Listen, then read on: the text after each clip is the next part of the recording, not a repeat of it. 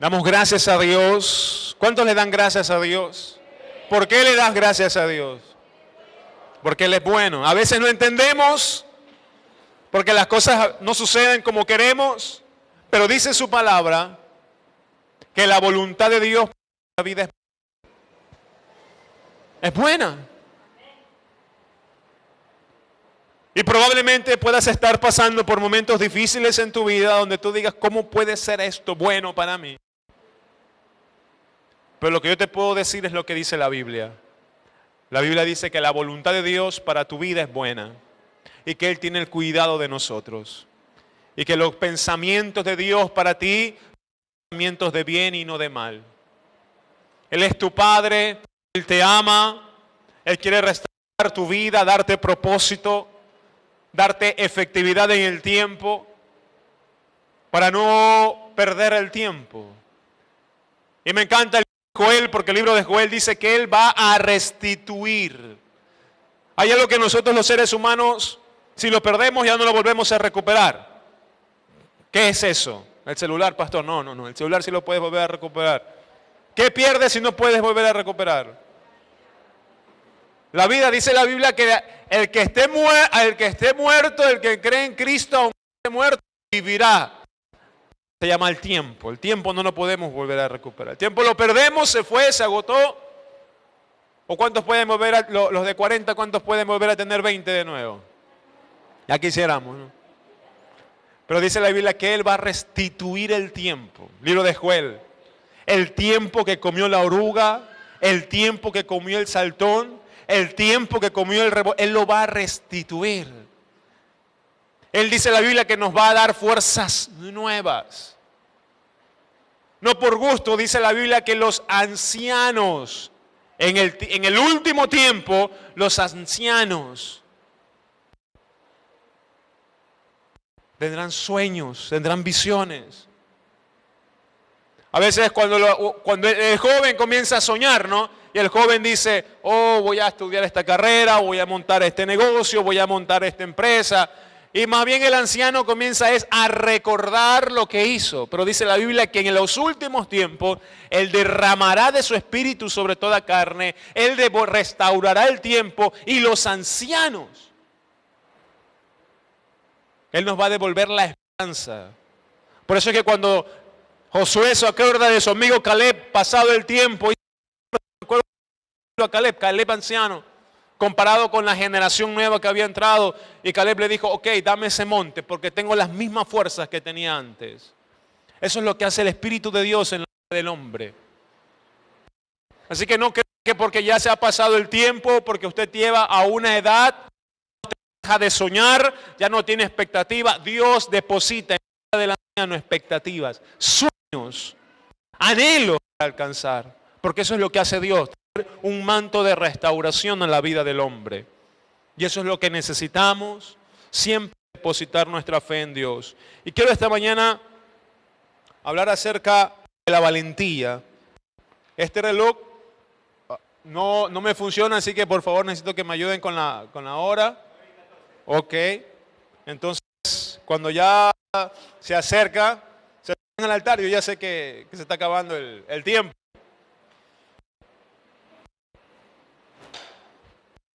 Libro de Mateo, capítulo 11, versículo 11, hay una palabra que la hemos leído antes y dice que el reino de los cielos sufre violencia. Amén. ¿Cuántos han escuchado esa parábola de Jesús? La palabra de Jesús dice, el reino de los cielos sufre violencia, pero solo ¿quiénes lo arrebatan? Van conmigo, iglesia. Dice la Biblia que el reino de los cielos sufre violencia, pero solo los valientes lo arrebatan. ¿Están acá? ¿Cuántos son valientes? Hoy los demás son... ¿Dónde están? ¿O están dormidos? Yo siempre, el primer culto, o viene así como que dormido o no ha desayunado. ¿Cuántos son valientes? Amén. ¿Qué es ser valiente? Dice, se refiere a una persona que tiene carácter. ¿Cuántos tienen carácter? ¿Tienen mal carácter? Mal carácter. Oh my. El Señor aquí de esos mal carácter, y eso es un proceso, porque no hay la valentía de enfrentarse al león ni al oso Creo que en estos tiempos que estamos viviendo, ¿dónde están los hombres, los padres de familia? ¿Sí? Creo que si usted ve que la vida de su hijo o su esposa o su familia corre peligro, usted no piensa dos veces y ve cómo los defiende, ¿o no? O los deja nomás como esos videos y se va corriendo y deja que le roben. O los defiende. ¿Defiende? Dígame sí, dígame no. Uy, varones. Las mujeres ya están dudando. Las mujeres. Los varones ven el culto. Varones, ¿usted defiende o defiende a su familia? Les di una oportunidad, no la aprovecharon. No quiero hablar de esa valentía esta mañana. Esa valentía que nos hace en los momentos difíciles sacar a relucir que esa masculinidad que llevamos por defender a la familia. Quiero enfocarme a la valentía de los últimos tiempos que nos va a permitir arrebatar el reino de los cielos. Tenemos que ser valientes para poder arrebatar el reino de los cielos. Dice la Biblia que solo los valientes lo arrebatan. Solo ellos pueden arrebatar el reino. El que persevera hasta el final, ese podrá entrar al reino de los cielos. Y probablemente nos pueden distraer muchas cosas en esta vida, pues nos pueden distraer la preocupación de comprar una casa, nos puede distraer la preocupación de comprar un carro, nos puede distraer la preocupación de pagar las mensualidades a fin de mes. Pero lo que realmente nos debe tener el enfoque en nuestra vida es la salvación de nuestras almas. Pero para poder cuidar la salvación hay que hacerlo con valentía. Y ser valiente, dice la Biblia, o perdóneme, ser valiente, según el diccionario, el significado de lo que encontré el día de ayer elaborando el mensaje, dice, persona que tiene carácter. O sea, una persona que tiene la decisión tomada de hacer algo, tener un carácter firme. No un mal carácter, porque confundimos el gritar con tener carácter, confundimos el portar una cara así grosera con tener carácter. Eso no es tener carácter. Carácter es lo que nos va a permitir guardar nuestra vida en santidad. Porque dice la Biblia, iglesia amada, que sin santidad nadie verá a Dios. Y se refiere a los últimos tiempos. Porque la gracia y misericordia de Dios hoy en nosotros, que aunque cometamos pecado, dice la Biblia que Él nos restaura. 7 veces cae el justo, 7 veces Dios lo levanta. Tenemos un santo cerca a nosotros, nos restaura, nos levanta. Está hablando también la Biblia para los tiempos donde necesitaremos tener carácter para guardar nuestra santidad, ver a Dios. Entonces el carácter, dice, se refiere a personas con carácter, decidido y se enfrenta a situaciones difíciles con valor. ¿Qué significa? Ya vimos el carácter. Segundo, ser decidido. Entró el pueblo de Israel a conquistar Canaán, la tierra prometida. En Canaán no estaba desolada, había gente. Habían pequeños pueblos que Israel los fue conquistando. Pero llegó un tiempo que como Israel conquistaba los pueblos, la cultura de esos pueblos se mezcló en medio del pueblo de Israel. Y entonces el pueblo de Israel nunca había visto los bailes, la fiesta. Estaba bonito el asunto. Y entonces el pueblo de Israel comenzó a distraerse con los dioses de las ciudades que iban conquistando. Y entonces llegó un punto que Josué se preocupó del asunto y dijo, ¿qué está pasando aquí? Y es por eso que Josué dice lo siguiente: vean ustedes a quién sirven, pero yo y mi casa serviremos a Jehová. Carácter y decisión. Un valiente debe tener carácter y un valiente debe tener decisión. No podemos estar jugando con nuestra santidad. Tenemos que tener la decisión firme de mantenernos puros delante de Él. No de ser perfecto, porque no podemos alcanzar aquello. Pero el que es valiente es decidido. El que es valiente le pasa lo de José. Solo en la casa, con todo el escenario perfecto para pecar. ¿Cuántos en algún momento han tenido un escenario perfecto para pecar? Perfecto, no hay papá en casa, no hay madre en casa, no hay esposa en casa. Wow, no te revisan el teléfono, perfecto. Y nos ponemos de acuerdo y nadie se va a enterar, el escenario perfecto para pecar. Pero el que es valiente es decidido. Y José dijo, en esta yo no voy a caer. Yo no le voy a hacer esto a mi Dios.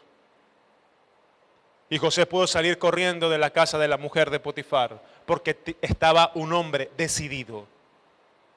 Un hombre decidido a no faltarle a Dios. Un hombre decidido a no correr el riesgo de perder la presencia de Dios en su vida a cambio de un plato de lentejas. Porque a veces pensamos eso en nuestras vidas y no le damos valor a lo glorioso que tenemos, que es la presencia de Dios en tu corazón. Y lo cambiamos por un plato de lentejas. Lo cambiamos por una noche de placer, lo cambiamos por una borrachera con los amigos que no nos vemos hace tiempo. Lo cambiamos esa presencia de Dios que tenemos en nuestro corazón, en nuestra vida, por algo que es insignificante. Esa es la analogía que hace la Biblia cuando Jacob le compra la primogenitura a su hermano. Dice la Biblia y hace énfasis, él le preparó un guiso y le dijo, véndeme la primogenitura. Y él le dijo, ya a fin de cuentas, ¿de qué va a servir esto? Lo que tengo hambre, querer saciar los instintos carnales, no pensar en una visión espiritual, es lo que tiene a la iglesia subyugada y no viviendo de una manera espiritual como quiere que Dios viva. Nuestros sentidos espirituales en este tiempo tienen que llenarse, tienen que ser agudos. Probablemente al final del tiempo y al final del juego dice la Biblia que aún los escogidos pueden ser confundidos. Entonces, para que no seamos confundidos, nuestros sentidos espirituales tienen que agudizarse. Para que no seamos confundidos, nuestros sentidos espirituales tienen que estar alertas. Para poder estar y ser guiados por el Espíritu Santo, porque la palabra de Dios dice que el Espíritu Santo es el que nos va a guiar a toda verdad.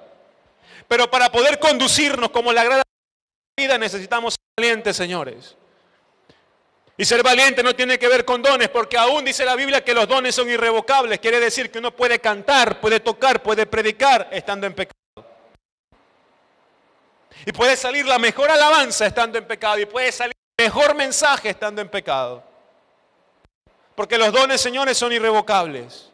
Porque esa es la misericordia de Dios para nosotros. Es un talento que lo vamos desarrollando. Y cuando el talento se desarrolla y pensamos que es por nuestra manera de hacer las cosas que todo sale bien, nos vamos alejando de lo que el Espíritu Santo quiere para nuestras vidas y nos vamos olvidando de ser valientes. Entonces, esta mañana necesitamos tener carácter y estar decididos frente al pecado. Eso es ser valiente, Señor. Y de esa forma arrebataremos el reino de los cielos. ¿Cuál es lo opuesto de valiente? Cobarde.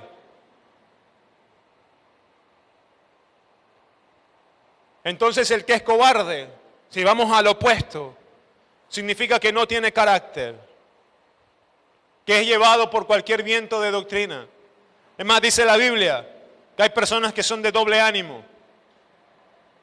Y el que es de doble ánimo, ¿qué le pasa? ¿Qué dice la Biblia? Que es inconstante en todos sus caminos. Y pasamos la vida que la materia, la carrera de aquí al segundo año me di cuenta que no es mi carrera, me voy a la otra y paso 4 carreras en la universidad.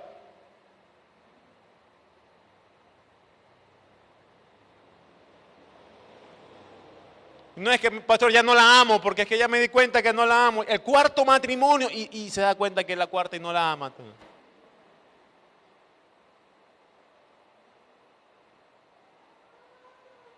Eso es ser inconstante.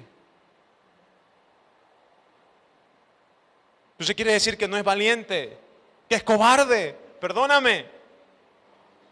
Pero Dios quiere hacer de ti una nación poderosa, valiente. Dios quiere depositar tu gloria para que tengas la valentía de afrontar la situación que estamos viviendo y poder determinarte en el pecado. Yo no nací siendo valiente, yo vine a Cristo siendo un perfecto cobarde. Pero Él nos da las herramientas. Uno cuando viene a la iglesia no viene a jugar, a perder el tiempo. Uno viene a la iglesia a recibir de su gracia y que su palabra produzca en el corazón del hombre fe. Y entonces la palabra de Dios es la que nos capacita. Entonces la palabra de Dios es la que comienza a generar fe en el corazón del hombre que escucha o de la mujer que le escucha. Y es la palabra de Dios la que te llena, te alimenta para poder ser creciendo a la imagen y semejanza de Él. Pero entre más imagen y semejanza a Él, más orgulloso, más valiente, menos cobarde, más decidido.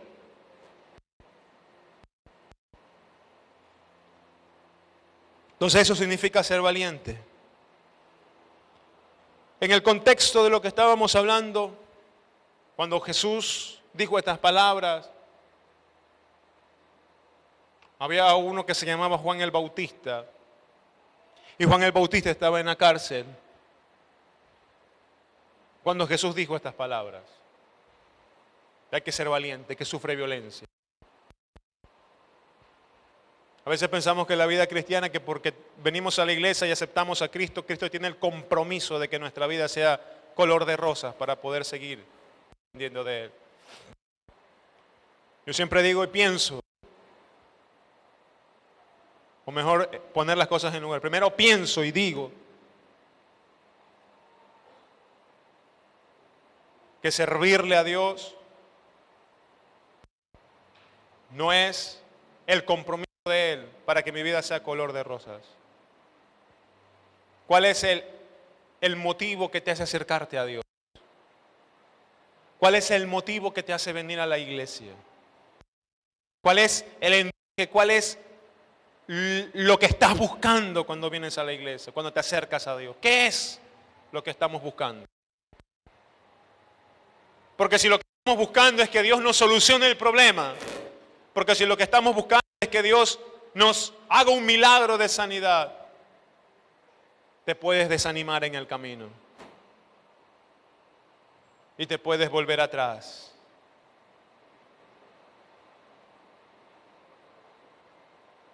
Necesitamos evaluar cuál es el motivo, cuál es el motor. El apóstol Pablo dijo, ni tribulación, ni angustia, ni hambre, ni desnudez, ni lo presente, ni lo porvenir. Nada me podrá separar del amor de Dios que es en Cristo Jesús. Ese debe ser acá y acá. Esto debe estar aquí y acá. Y eso, señores, deben ver tus hijos, que papá o mamá es valiente. No valiente para pelearse entre ellos y se agarran, no confunda. Hay que ser valiente para reconocer pecado. Hay que ser valiente para decirle a la pareja, perdóname, me equivoqué. Perdóname por hacerte la voz. Perdóname. Eso es ser valiente. Hacer la voluntad de Dios en nuestra vida es ser valientes. Porque podemos ser buenos para la batalla, pero podemos ser malos en la casa. A David le pasó eso. Podemos ser buenos para la batalla, es salir, los negocios, el trabajo, la iglesia, pero ¿y en la casa? No controló cuando sus hijos se violaron entre sí. No controló cuando uno de los hijos quiso quitarle el reino, usurpar el reino. Entonces necesitamos, dice la Biblia, que el que no provee para su casa, el que no provee para los suyos, ha negado la fe y es peor que un incrédulo. Entonces tenemos que desarrollar eso en la vida de nuestros hijos. Hay un pasaje en el libro de Segunda de Samuel,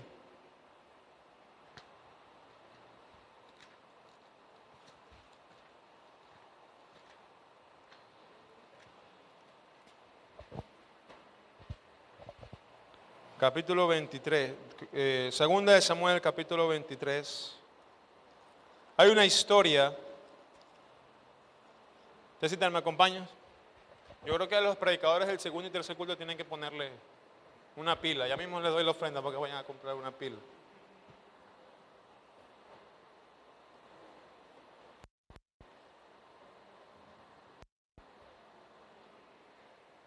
Segunda de Samuel, capítulo 23, versículo 8. Hay una historia aquí. Hay una historia.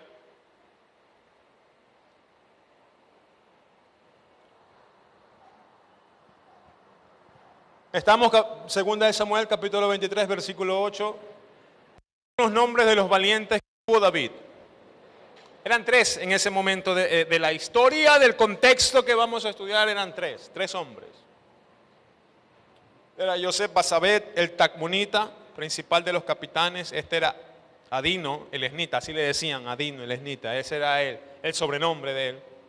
¿Que mató a cuántos? ¿A cuántos? Eso dice en la Biblia. Y ese momento, bueno, narra él la historia de Adino, el esnita, y tenía dos más, David, para efectos de esta historia, eran tres. Si usted lee unos pasajes anteriores, ellos estaban en ese momento en una cueva que se llamaba Adulán. ¿Cómo se llamaba la cueva? Adulán. Y en primera de Samuel dice que David, cuando salió huyendo de Saúl, fue a refugiarse en una cueva que se llamaba Adulán. Y cuando se refugió ahí, dice la Biblia que habían endeudados, mentirosos, había gente desechada de todo lado en esa cueva. Entonces llegó David ahí, y de esos hombres totalmente que no tenían forma de salir adelante en la vida, vino un hombre que los inspiró, que era David. Necesitamos tener a alguien que nos inspire.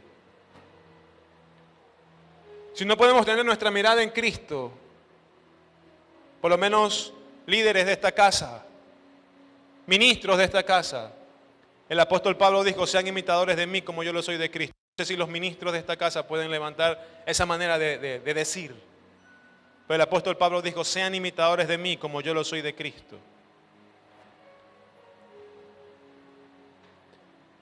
De la historia que vamos a relatar, esos hombres endeudados y menesterosos, desechados toda oportunidad, se convirtieron en valientes. Y dice la Biblia, lo que estamos leyendo, que un solo hombre de esos que eran cobardes, menesterosos, endeudados, después de un tiempo se convirtió en valiente y mataron 800. Uno mató 800. Pero David formó un equipo para poder conquistar el reino. Primer principio de esta mañana: necesitamos armar un equipo de valientes. Y el equipo de valientes que tenemos que armar, señores, es nuestra casa, es nuestra familia. Usted no puede vencer solo, usted no puede pelearla sola. Padres tienen que hacer de sus hijos, ahí dice la Biblia que son saetas en las manos del arquero. Tus hijos son saetas, son flechas en tus manos. Tienes que armar un equipo de valientes. Mujer, tienes que orar por tu marido para que sea un hombre valiente. Hombre, tienes que orar por tu mujer y formar un equipo de valientes. No vamos a poder conquistar el reino. No vamos a poder salir a la batalla peleando solo. Pastor, es que yo en mi casa soy el único cristiano, nadie más quiere venir a la iglesia. Amado, tengo que decirte que tus oraciones no son en vano. Que no desmayes, que sigas peleando, porque tus oraciones son escuchadas.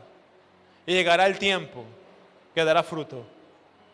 Y dará el tiempo, y vendrá el tiempo que dará fruto. Pero tenemos que armar un equipo de valientes. Para que cuando venga la pelea, dice la Biblia que nosotros no tenemos lucha contra carne ni sangre. Tenemos lucha contra principados, contra potestades de maldad de las regiones celestiales. Hay una lucha que está abierta, declarada, hay una pelea. Pero ¿dónde están los sacerdotes del hogar? Sacerdotes del hogar. 3, 4, 5 sacerdotes, suficiente. Dios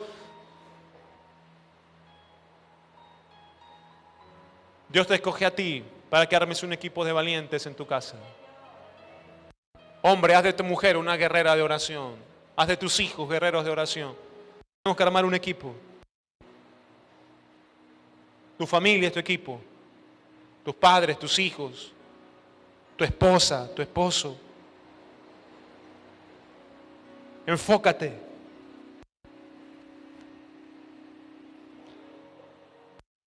En el versículo 8 dice, estos son los hombres de los valientes que tuvo David. José Baset, el tacmonita, principal de los capitanes. Este era Adino, que mató a 800 hombres en una ocasión. ¿Usted se imagina a este hombre enfrentando? A este hombre con 800 hombres rodeados. Lo lógico, lo normal, lo que naturalmente debería pasar es que él salga huyendo, porque eran 800 contra uno. Era algo ilógico poder enfrentarse. Hay situaciones que lo más lógico es de no pelearlas, es de rendirse. Hay situaciones en nuestra vida que lo más lógico, lo más prudente es que no hagamos nada, que nos entreguemos y que perdamos la batalla. Pero es ahí, justo ahí, donde el justo vivirá por la fe. Es justo en esos momentos críticos de tu vida donde se levanta en ti un poder glorioso del Espíritu de Dios, donde te da la fuerza y la capacidad para que puedas salir adelante en esas situaciones que parecieran no tener ninguna opción de una victoria. Pero es en esos momentos donde se levanta la fe y donde Dios obra los milagros. Porque si no hubiera una oposición, no hubiera una batalla. Y si no hay una batalla, no hay una victoria. Si no hubiera oposición, si no hubiera resistencia, no estaríamos adiestrados para la batalla. Dice la Biblia que Él adiestra nuestras manos para la batalla. Y necesitamos probar que somos fieles en lo poco.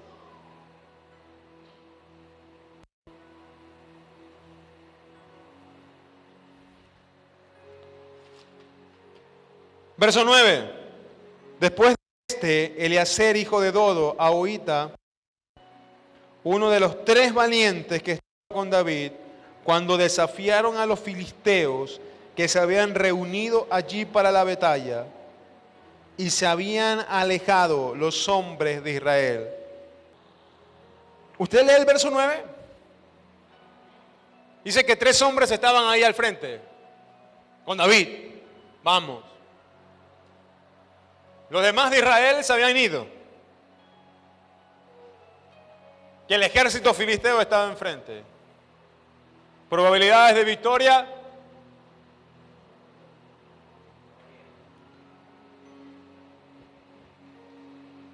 En un mundo natural. En una perspectiva natural. En una perspectiva de aquel que no conoce de Dios. De lo glorioso que es Dios, de lo poderoso que es Dios, y no sabe ni idea de lo que Dios puede hacer con un hombre. En esa perspectiva, derrota segura. 3 contra un ejército.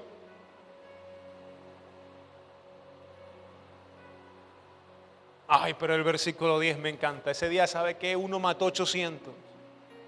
El otro sacó su espada y comenzó a pelear. Eran 3, señores, 3 contra todo un ejército.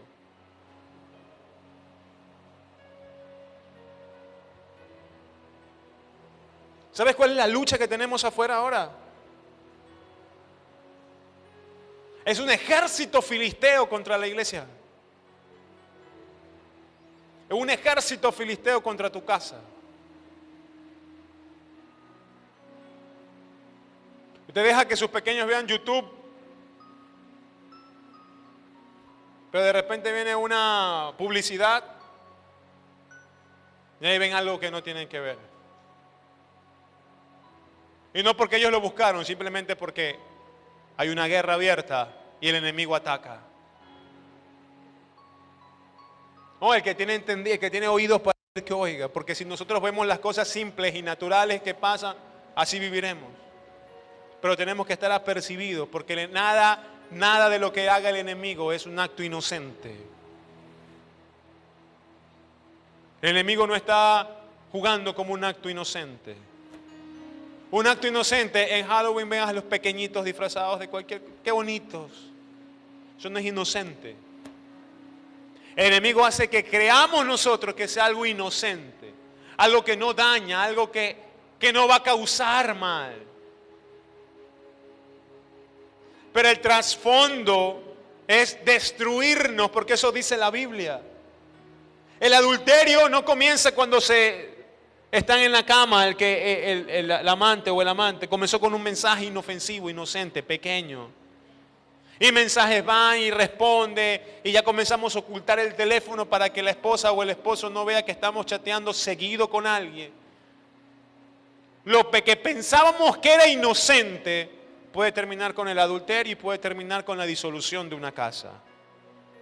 Lo que pensamos que es inocente puede terminar en en una esclavitud de drogadicción sobre nuestros hijos. O sea, no pensemos nunca que hay algo inocente. No subestimemos nunca al enemigo.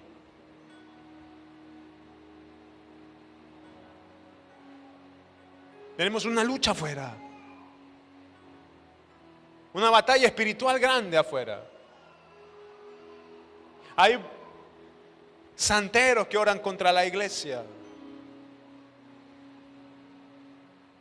No nos quedemos en la perspectiva humana, porque tú y yo hemos sido llamados, dice la Biblia, que se nos ha quitado una venda y que podemos ver. Entonces la vida que nos rodea no es simple. Por eso es que tus oraciones sí se escuchan y tienen un plomo, tienen una respuesta en la tierra. Si usted ora para que Dios provea, va al cielo, un mundo espiritual, suelta una palabra en el mundo espiritual, se gesta algo en el mundo espiritual y como se gestó en el mundo espiritual, desciende a la tierra en forma de provisión, lo que pediste en oración. Así funciona el mundo espiritual.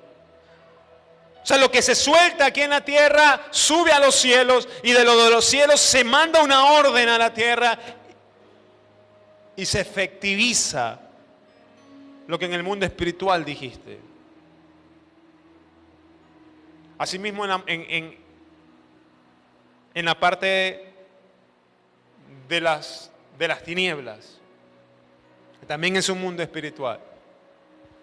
Hay enfermedades, dice la Biblia, que también son espirituales. No toda enfermedad proviene de nuestros malos hábitos o del cuerpo. Hay enfermedades espirituales. Hay espíritus también de homosexualismo, de drogadicción. Hay un ambiente espiritual. Nuestros ojos no pueden estar cerrados a aquello. Entonces hay una lucha. Hay una pelea espiritual. Donde tenemos que levantar un equipo, adiestrar a nuestros hijos para la batalla y poder luchar contra ese enemigo que probablemente parezca difícil de vencer hoy en día. El homosexualismo, toda serie nuevas, películas nuevas que salen, parejas gays, parejas homosexuales, normalizando las drogas por todos lados, normalizando los vicios por todos lados. Y nosotros ahí,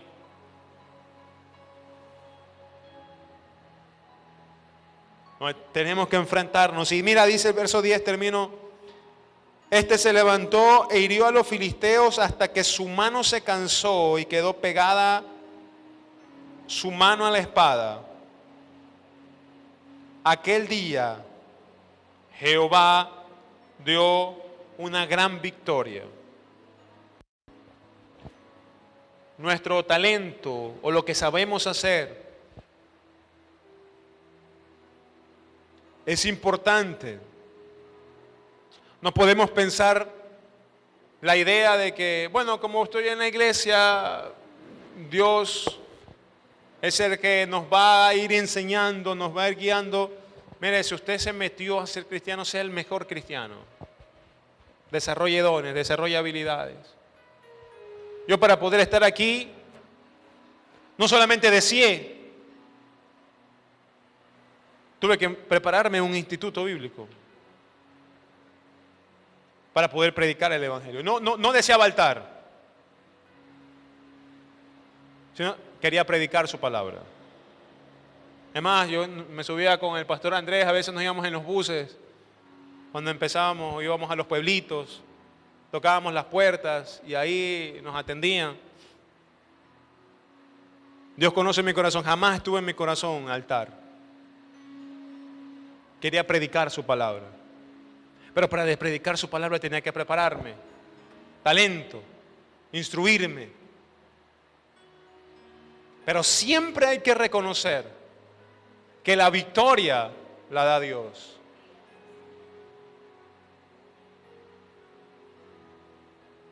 Prepare, busque ayuda en su hogar, instrúyase para poder ser un mejor esposo, mejor esposa, un mejor hijo.